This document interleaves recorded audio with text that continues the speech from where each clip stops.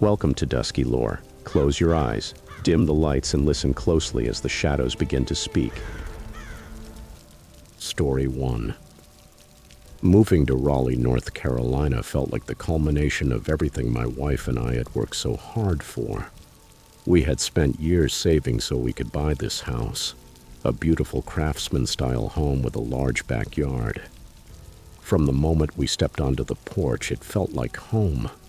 My wife, Jade, was already imagining the seasonal decorations, and our 2 children, Tyler and Zoe, were running around choosing their bedrooms. At first, everything went according to plan. We met a few neighbors and started settling into our routines. The kids loved the yard, and I even began taking on small projects around the house to make it truly ours. But about a week after we moved in, small things started happening. Little oddities that at first did not seem like a big deal, but gradually began to stand out more and more. It started with the knocking. It always came late at night. I thought it was a prank, maybe neighborhood kids fooling around. I would go to the door, open it, and find nothing but an empty porch. Jade laughed it off, but by the 3rd or 4th time, even she started to feel uneasy. Then came the notes. They appeared on the porch, pieces of paper with cryptic and unsettling messages scribbled in jagged handwriting. Things like, "This house remembers and you do not belong here." The first time I found one, I crumpled it up and threw it away, thinking it was some kind of weird joke. But they kept coming, each one more disturbing than the last. Jade wanted to call the police, but I did not see the point. What would we say? That someone was leaving us creepy notes? The real turning point came one night when Jade woke me up with a trembling voice. "There is someone outside," she whispered. I got up and went to the window. At the edge of our property, in the darkness, stood a woman.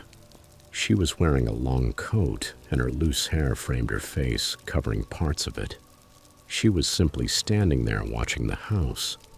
When I went outside and shined a flashlight at her, she turned and walked away, disappearing into the shadows. The next day, I called the former owner. He was a friendly guy in his 40s. When we met during the sale, he gave me his personal number and told me to call if I needed anything. He had seemed eager to move on. I asked him if he had ever experienced anything strange while living in the house.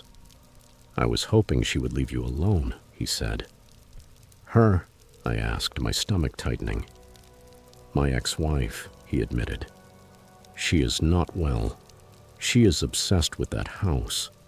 Even after the divorce, she refused to accept that it was no longer hers. I would catch her lingering around the property, looking through the windows. It got worse over time. She started leaving notes, tampering with the doors, and I am sorry. I thought that once I left, she would get over it." I hung up feeling a mixture of anger and deep unease. This was not some random stranger bothering us. It was someone with a connection to the house, someone who believed it still belonged to her. After that conversation, Jade and I decided to take precautions. We installed security cameras all around the property and put stronger locks on the doors and windows. For a while, things seemed to calm down. The knocking stopped, and there were no more notes. But just when everything was settling down, the vandalism began. It started with small things: scratches on the front door, garden plants ripped out by the roots. Then one night we were jolted awake by the sound of glass shattering. Someone had thrown a rock through the living room window. I ran outside, but whoever had done it was already gone. In the distance, under the faint glow of the streetlight, I thought I saw a shadow moving away. The next day, we found a note taped to the front door: "Leave or you will regret it." Jade was terrified, and for the first time I began to question whether we had made a mistake buying this house. But I could not let her win. This was our home now, and I was not going to let her drive us away. About a week later, a line was finally crossed. It was late, and the kids were asleep. Jade and I were in the kitchen when we heard a hard thud against the front door. I grabbed a baseball bat and opened it. There was another note pinned into the wood with a knife. "This house does not want you," it said. That night we called the police. When they arrived, we showed them the note and the knife, and we explained everything that had been happening. They promised to patrol the area more often and took the knife as evidence. A few days later, they caught her. She had been sneaking through the alley behind our house, watching the windows. When they arrested her, she was still carrying a notebook full of detailed observations about our family. What time we left the house, when the children played outside, even what we had for dinner. Her obsession had gone much further than we ever could have imagined. Her arrest should have brought us peace, but her parting words stayed with us. As the officers led her away, she looked back over her shoulder and said, "This house is not yours." For months, those words haunted me. The children seemed not to notice, but Jade and I have not slept well since then. We keep the cameras running 24 hours a day and check every lock twice before going to bed. Some nights, Jade and I sit in the living room with the curtains tightly drawn and talk about moving away. But the idea feels like admitting defeat. We have invested so much into this house, our money, our energy, our dreams, that giving up feels like letting her win. Even so, the sense of safety we once had is gone, replaced by a constant uneasiness. One afternoon, sitting on the porch with a cup of coffee, I found myself staring toward the alley. It was empty, of course, but my mind was distorting reality, painting shadows where there were none. Tyler came out to join me and asked if he could play in the backyard. I hesitated before nodding, realizing how much her actions had affected us. Even something as simple as letting the kids play outside felt loaded with danger. Sometimes when I am alone in the house, I feel it. A heaviness, a sense of being watched that I cannot explain. We are trying to move forward, to reclaim the life we dreamed of when we bought this house. Jade has started planting flowers in the garden again, and I have been repairing the damage to the living room window. But some nights when the wind blows in just the right direction, I think I hear a faint knock at the door.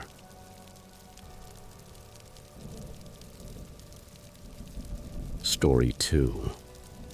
The day I bought the duplex in Syracuse, New York, in September 2022, I thought I had made the perfect investment. At 40 years old and working as an IT technician, I had spent years saving to buy a property where I could live comfortably while renting out, the second unit to cover the expenses. The duplex checked every box: a quiet neighborhood, a reasonable price, and just the right amount of charm to make it feel like home. I moved into the upstairs unit while focusing on getting the downstairs one ready for future tenants. It needed a few fixes: paint, new flooring, and some plumbing repairs, but nothing I could not handle. My days were split between my job as an IT technician and the work downstairs. At first, everything seemed fine. The house stayed fairly quiet during the day, and I assumed any strange noises were just part of its old character. But toward the end of the first week, I started noticing things that did not add up. It began with subtle sounds at night. While I was upstairs watching TV or reading, I would hear noises coming from the lower unit. A dull thud here, a soft creak there. At first, I thought it was just an old house doing old house things, or maybe an animal getting in somewhere. After all, it was an old building. The noises started happening more and more often. Each one felt stranger than the last. One night, lying in bed and scrolling through my phone, I heard what sounded like footsteps in the hallway downstairs. They were not loud, but they came one after another, moving from one end of the apartment to the other. I froze, listening carefully. My first thought was that someone had broken in. I grabbed a flashlight and crept downstairs as quietly as I could, my hand trembling on the doorknob. The downstairs unit was empty. The doors were locked and the windows were secure. Nothing looked out of place. I checked everything twice, even the crawl space hatch in the utility room, which I had not opened since moving in. It was perfectly sealed. Convinced I was imagining things, I went back upstairs. Over the next week, the noises continued. During the day, the downstairs was completely silent, but at night it came alive. Footsteps, muffled thumps, and now and then a faint dragging sound, as if something were sliding across the floor. Every time I went down to check, I found nothing. It started to get into my head. I stayed awake, trying to catch even the slightest sound, while my mind ran through possibilities. Squatters, some kind of animal, or something else entirely. One afternoon, determined to figure it out, I decided to stay up late to see if I could catch whoever, or whatever, was behind all the chaos. I turned off the lights and sat by the window facing the duplex's front door. Hours passed and nothing happened. Just as I was about to give up, I heard it again. The unmistakable sound of a chair scraping across the floor. I rushed downstairs and opened the unit door. Everything was dark and still. I checked room by room, my pulse racing until I reached the utility room. The crawl space hatch was slightly open. My stomach tightened as I leaned down to examine it. It looked as though it had been opened recently. Dust and debris were scattered across the floor, and along the edges were faint marks suggesting frequent use. The next morning, I called a friend who works in construction to help me inspect the crawl space. Together, we pried open the hatch and shined our flashlights inside. The space was larger than I had imagined. It ran beneath the entire house and connected both units. The air smelled damp and earthy, and the low ceiling forced us to move on our hands and knees. As we crawled farther in, the light fell on something that took my breath away. A makeshift bed with blankets, a pillow, and even some personal items. A bottle of water, an old paperback book, and a half-eaten bag of chips. Someone had been living there. We kept crawling through the passage, following the narrow space until we reached a small opening that led into the closet of the downstairs unit. The access panel had been carefully cut and was hidden behind a row of coats the previous owner had left behind. It was the perfect hiding place, completely invisible unless you knew where to look. I was horrified. Whoever it was could move freely between the crawl space and the downstairs unit without being detected. Worse, he could have accessed my unit if he had wanted to. The thought of someone silently moving beneath my feet while I slept made my skin crawl. That same day, my friend and I sealed the hatch, but the sense of unease did not go away. That night, I decided to stay in the upstairs unit and keep watch. I locked every door and window and set up a makeshift barricade at the top of the stairs. Around midnight, the noises returned, this time louder. Footsteps followed by the creak of a door opening. I called 911, whispering to the operator that someone was in the house. While I waited for the police, I heard the footsteps moving toward the stairs. I felt the tension knot in my stomach as I braced myself, crushed by the silence. When the officers finally arrived, they searched the downstairs unit and found the crawl space occupant. He was a disheveled man in his 50s, clearly disturbed. He claimed he had once lived in the duplex and that it was still his home. "You cannot make me leave," he muttered as the officers led him away, his eyes darting wildly and unfocused from side to side as though he were searching for something. The police informed me that he had been occupying the crawl space for months, possibly even before I bought the property. He would sneak into the lower unit at night, being careful not to leave too many signs of his presence. The thought that he had been so close, watching me from the shadows, turned my stomach. The next day, I sealed the crawl space by installing a heavy-duty lock and reinforcing the hatch with the metal plates. I also changed the locks on every door and added motion sensors around the property. Despite all those precautions, the duplex never felt the same again. Every small noise, the creaking floorboards, the wind rattling the windows, kept my nerves on edge. I could not shake the feeling that he might return and find a way back in. That after so much time there, watching in silence, he could do it just as easily again. I would wake up in the middle of the night, my whole body tense as I listened for anything unusual. If there is one lesson I have learned from all of this, it is never to ignore strange noises or unusual signs at home. What seems harmless can turn into something far more disturbing. Months later, I still get chills when I think about it. That duplex was supposed to be a fresh start, a smart investment. Instead, it showed me how fragile our sense of security can be, even inside our own home. I have started looking for another place, somewhere far from Syracuse. Until then, I double-check every lock, every window, and every corner of the house before going to bed. What haunts me most is realizing how long he may have been there. How many nights did I sleep peacefully while he moved silently beneath me? How many times was I completely unaware of his presence? The duplex was supposed to be a new chapter, but it ended up becoming a story I will never forget. And wherever I go, I will always be looking over my shoulder, wondering whether he found another crawl space to call home.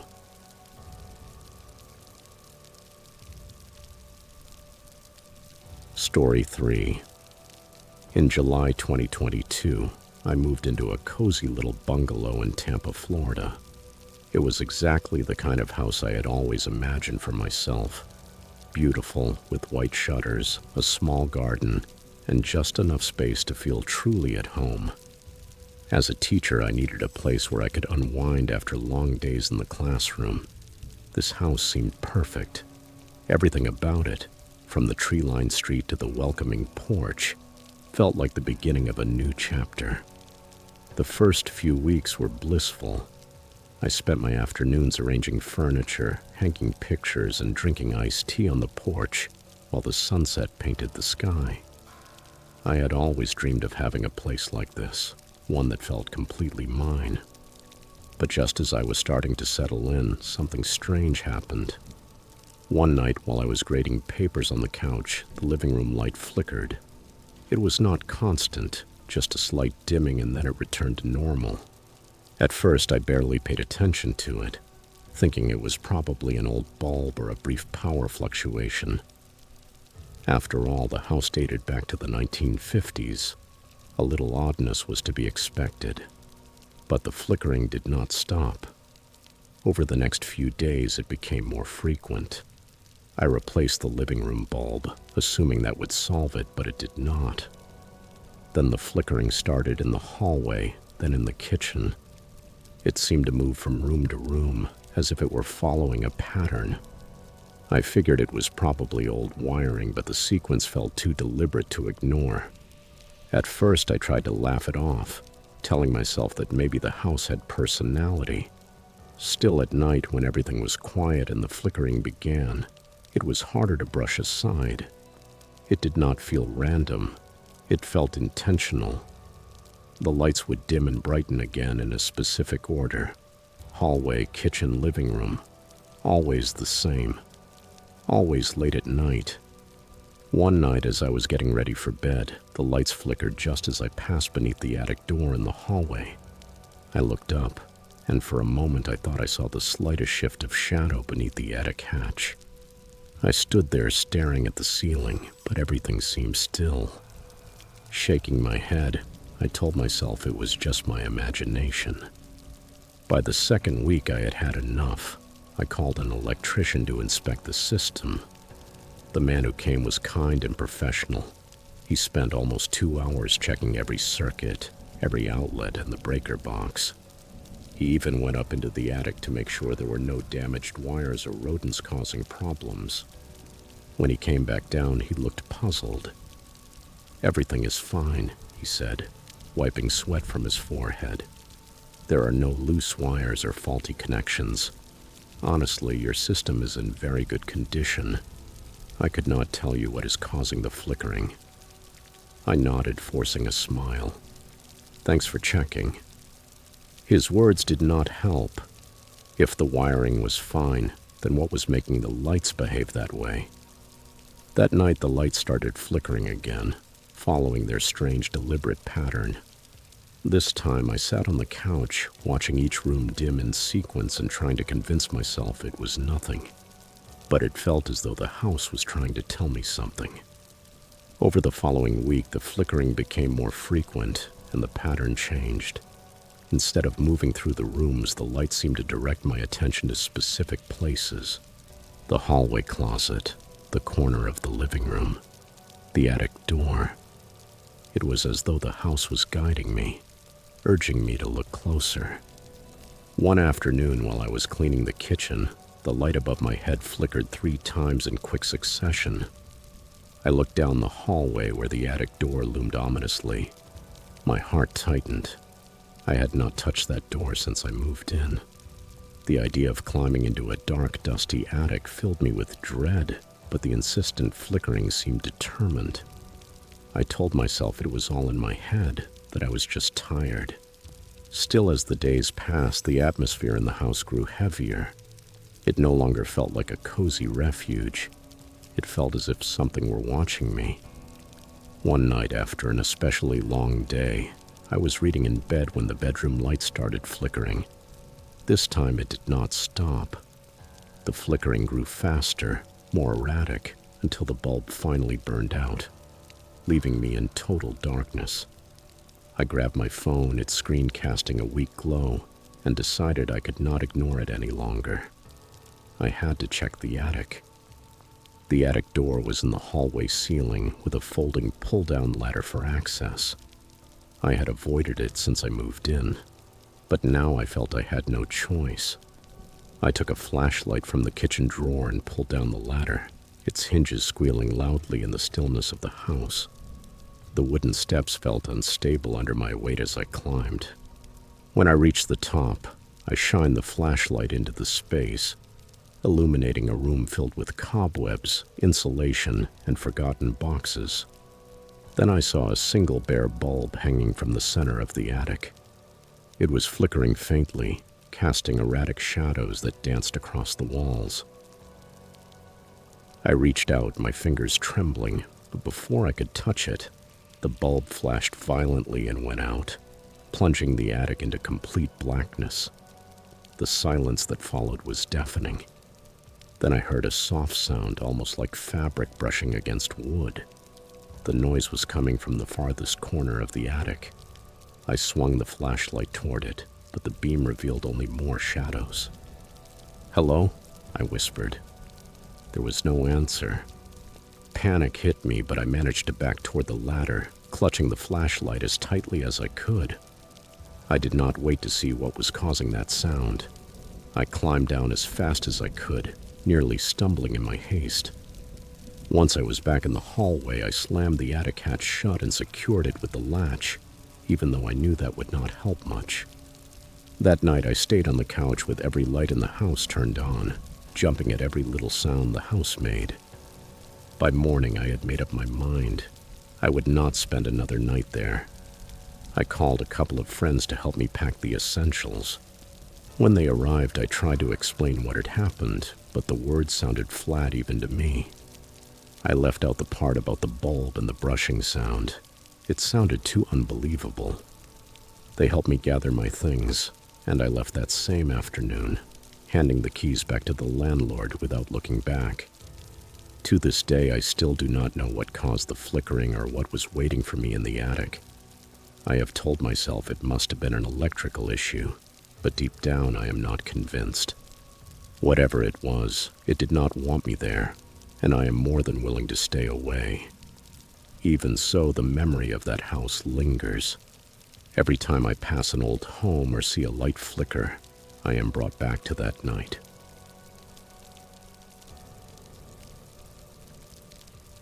Story 4. When we moved into the old house in Columbus, Ohio, it felt like a dream come true. My wife Camila and I had finally found a place big enough for our family.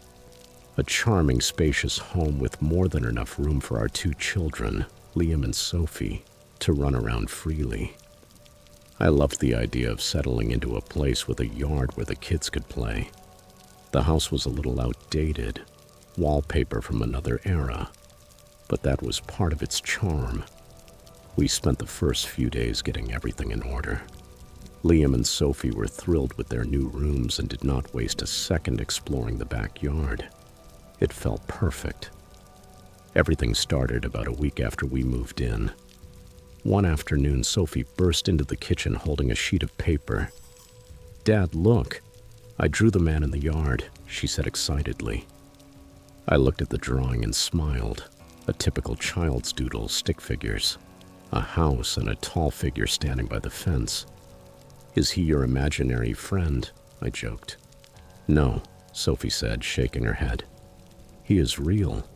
Liam saw him too." Liam, who was coloring at the table, chimed in. "Yeah, he was standing by the tree. He watches us when we play." I laughed it off, assuming it was a game between siblings. Kids have vivid imaginations, but over the next few days they kept drawing him. In every drawing, the same character appeared. A tall man wearing a hat, always standing in the same spot in the yard. It was strange, though I did not think too much of it. One rainy Saturday, I decided to deal with the attic, the space we had kept putting off. Dusty, crowded, and full of forgotten junk. Armed with a flashlight and a broom, I climbed the creaky ladder and started going through boxes and old furniture. When I moved an old trunk, I saw something hidden behind it. A bundle of yellowed papers held together by a dried-out rubber band. Curious, I picked them up and started flipping through them. They were drawings, children's drawings, and every single one showed the same figure. A tall man in a hat standing in the backyard. My stomach turned. The papers looked very old, brittle with frayed edges. But the resemblance to Liam and Sophie's sketches was astonishing. They were not just similar, they were identical. I took the drawings downstairs and showed them to Camilla. "Look at this," I said, spreading them across the dining room table. "They were in the attic. They are just like the ones Liam and Sophie have been making." Camilla frowned as she examined them. "That is strange," she murmured. "Maybe it is a coincidence." But it did not feel like a coincidence. There were too many similarities. The figure, the yard, even the style, to ignore. The next day, I decided to call the real estate agent to ask about the previous owners. She gave me the contact information for the man who had sold the house, a man named Robert. He was polite on the phone, but his tone changed the moment I mentioned the drawings. "Those drawings," I said. "Did your children ever draw something similar? A man in the yard?" There was a long silence. "Those were mine," Robert replied. "I drew them when I was a child." My heart dropped. "What do you mean, yours? Why were you drawing him?" "I started seeing him not long after we moved in," Robert explained. "At first only during the day. I would see him standing by the fence, watching. My parents thought I was making it up. Then the nightmares started. I would see him inside the house, standing at the foot of my bed." "Did your parents ever find out who he was?" I asked, my legs trembling. "My father looked into it," Robert said. "He found out that the man who built the house died just a few days after finishing it. He was working in the yard when it happened. They said it was a heart attack, but I do not know. My father thought maybe he never left." By nightfall, I could not stop thinking about what Robert had told me. The kids were asleep and Camilla was reading in bed, but I could not relax. I kept catching myself staring out the window, expecting to see someone standing in the yard. Close to midnight, I heard a tapping sound, a light tapping. It was coming from the living room window. My pulse racing, I walked over to look. I pulled back the curtain, and there was nothing. Just the yard, dark and empty. The next morning, Liam came to the breakfast table with another drawing. This one was different. The man was no longer in the yard, but inside the house. "Liam, why did you draw him in the living room?" I asked, trying not to let my voice shake. "Because he was there last night," he answered matter-of-factly. "He was looking at the pictures on the wall." Camilla and I exchanged a look filled with obvious concern. "It must have been a dream," she said quickly. "Children have very vivid dreams." But I was no longer so sure. The tapping, the drawings, Robert's story. Everything seemed to fit together into something I did not want to accept. Over the following days, the heaviness in the house became impossible to ignore. The children started complaining about nightmares. Camilla said she felt as though someone was watching her when she was alone. Even I started noticing that feeling of eyes fixed on me. Every time I passed by a window, I expected to see the man standing there watching me. In the end, I decided we had to do something. I sought out our older neighbors to learn more about the history of the place. They confirmed what Robert had said. The original owner, a man named Charles Moore, had died in the yard shortly after finishing the house, and no evidence of foul play had ever been found. One afternoon, while we were gathering the boxes the previous owners had left behind to throw away, Sophie handed me one last drawing. It showed the man, but this time he was not alone. He was standing next to a boy who looked very much like Liam. That moment sealed our decision to act without delay. The next morning, I spoke with the real estate agent and with Robert himself, explaining everything that had been happening. To my relief, both agreed to cancel the sale. Robert even expressed a strange sense of responsibility and took the house back without hesitation. As disturbing as everything had been, leaving felt like lifting an enormous weight. "Goodbye," Sophie whispered. I did not know what to say. We moved out a week later, leaving the house and its mysteries behind. But even now I cannot help wondering, was it only the imagination of two creative children, or was there something in that house, something watching us, waiting for us to notice? The only thing I know for sure is this: sometimes the past lingers longer than we think, and sometimes it watches us from the shadows, waiting to be seen. If these stories gave you chills, leave a like and do not forget to subscribe and turn on the bell so you are always ready for our next terrifying story. Do not keep the chills to yourself. Share this video and give your friends a reason to sleep with the lights on. Do you have your own unsettling experience after moving into a new home? Email me. I would love to include your story. Stay alert, trust your instincts, and remember, not every warm welcome to a new home is truly warm. Thanks for watching, and I will see you in the next nightmare.